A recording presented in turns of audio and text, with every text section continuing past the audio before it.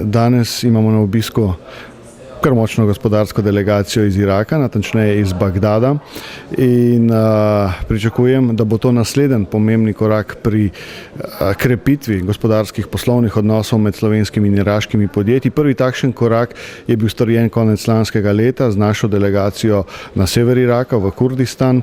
Tam smo videli številne priložnosti na področju gradbeništva, gradbenih materialov, energetike, tudi turizma ne nazadnje. In prav ta področja so bila tudi danes na konferenčnem delu izpostavljena. Tako da tudi današnji sporazum z Združenjem iraških poslovnežev vidimo kot pomemben delček v mozaiku vzpostavljanja in krepitve spet tistih odnosov, ki smo jih nekoč v času Jugoslavije, pa potem tudi samostojne Slovenije, Slovenci, slovenska podjetja že imeli z Irakom.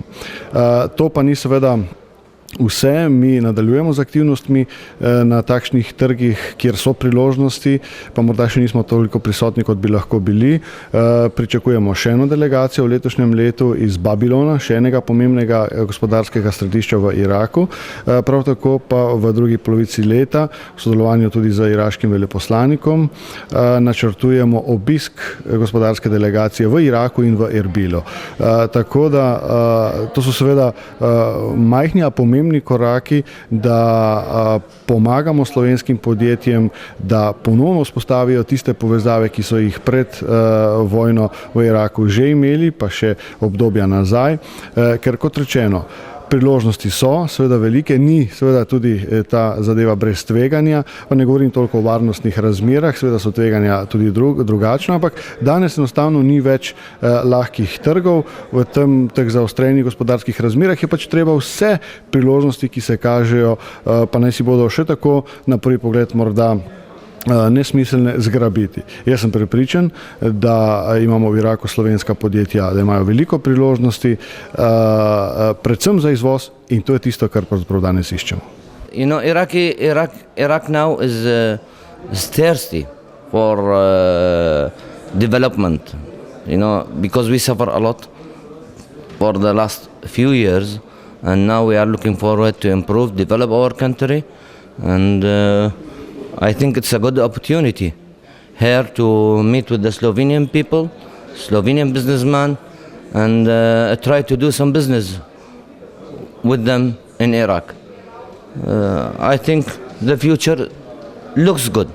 Mi imamo izkušnje ni samo z Irakom, ampak smo prisotni na več trgih, in seveda Irak smo tudi prisotni posredno, v bistvu preko drugih partnerjev, ampak zdaj tudi iščemo neposredno priložnost v Iraku. Kje vidite priložnosti? Priložnosti so, samo je treba jih zagrabiti. In mislim, da za trimo tudi so priložnosti, ker Irak je država, kjer je bilo vsi vojne bila, vemo, da je vse uničeno, in tukaj seveda je velika možnost za obnove Iraka, in z našo izkušnjo, z našo kvaliteto vemo, da imamo tudi dobro možnost v Iraku. Kaj pričakujete od današnje konference na Gospodarski zbornici Slovenije? Pričakujem, da bomo dobili najprej informacija o iraškem trgu, ker seveda imamo neke informacije, ampak če dobimo informacije preko Iračanov, je zadeva boljše. Pričakujem tudi, da dobimo ali se srečujemo z pravimi bodoče partnerji, in seveda naslednjo je, da gremo v akcije in mislim, da konkretiziramo te dogovore. Kaj pričakujete od današnje poslovne konference na Gospodarski zbornici Slovenije? Sodelovanje z iraškimi podjetji. Mi smo proizvodno podjetje, se ukvarjamo z alternativnimi viri napajanja z električno energijo. Glede na to, da je Irak država, ki se sooča z ogromnimi težavami pri izpadih z električno energijo, pričakujemo donosno poslovanje z njihovimi podjetji. Se boste udeležili tudi načrtovane gospodarske delegacije v Irak? Vsekakor.